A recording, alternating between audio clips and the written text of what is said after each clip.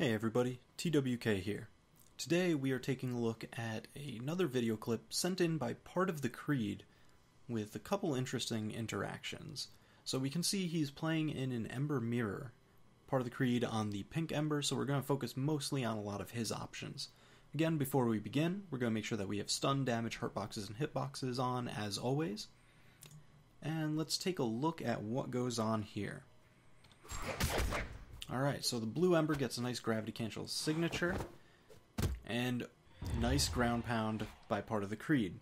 So let's take a look at that. As we go frame by frame, I'll try and speed this up as much as possible. Starting from that moment, he just puts the blue Ember into an edgeguard situation, and now he's on the wall. Alright, so we can see the blue Ember start up a spot dodge. Not moving at all during the startup, so we're like, okay, we have a gravity cancel coming. Part of the Creed, that pink Ember, nicely jumps up. He's like, alright, I'm gonna snipe on down with that down air. Beautiful.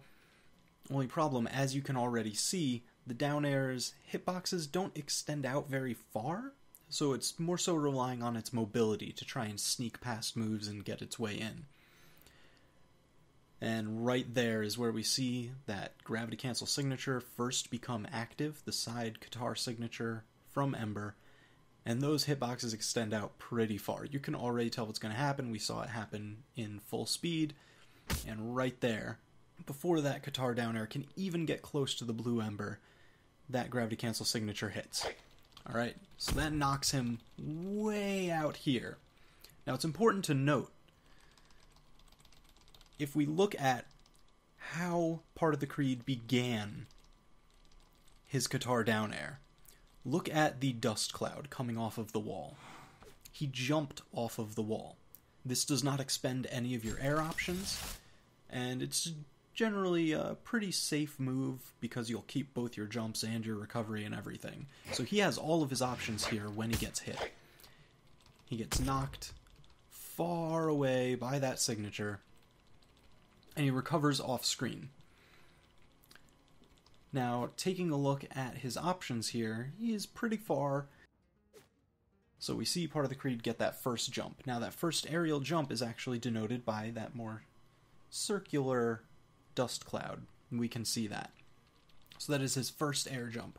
The second air jump he spends right here. And we can see that little flatter, more spiral dust cloud. That is your last air jump. And we can also see his character become a little bit darker. I know it's tough with the hitboxes and hurtboxes on, but he becomes a little bit darker in shade. Your character becomes a little grayed out, denoting you have no more jumps left. You may still have your recovery, you may still have your dodge, but no more jumps. And here he begins that movement. He inputs that dodge, becoming invulnerable on that third frame, in that up forward direction so he can get back to stage. This is actually a really smart call, just because it allows him to either recover low with a fast fall or a dive kick, or high with possibly his recover or just kind of like baiting something out.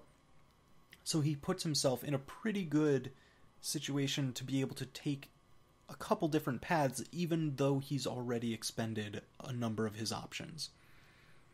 So we see the blue Ember start a slide charged down heavy from the unarmed kit.